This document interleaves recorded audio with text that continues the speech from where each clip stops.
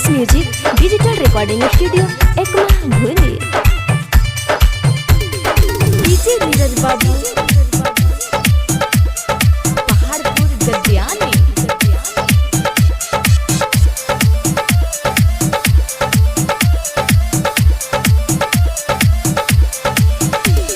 जब जब जानी स्कूलिया में पढ़े रहिया में देखी तो हाथ हमर धरे,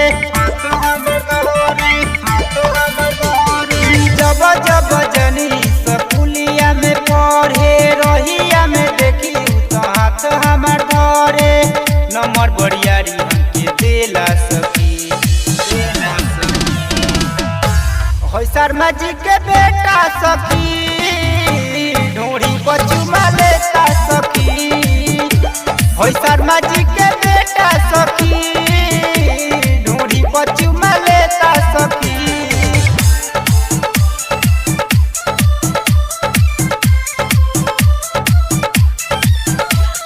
संघर्ष म्यूजिक डिजिटल रिकॉर्डिंग स्टूडियो एकमा भूली। डीजे नीरज बाबू पहाड़पुर गद्यानी। नैना आऊ तो देखावे हुनर, कहेला लागेलू बड़ी तू सुनर। नैना आऊ तो देखावे हुनर, कहेला लागेलू बड़ी तू सुनर। हमरा के टेंशन बड़ी देला सखी, हो शर्मा जी के बेटा सखी ढूंढी पचुमा लेता सखी, हो शर्मा जी के बेटा सखी ढूंढी पचुमा लेता सखी।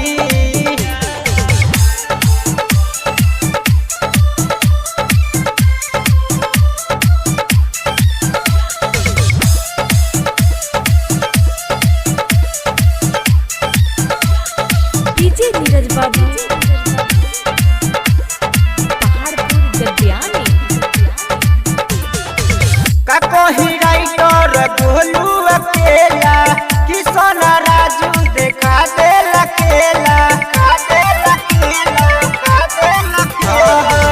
का कोही राइटर गोलू अकेला, किशन मुरारी देखा देला खेला। खबर हमारा रोज लेता सखी,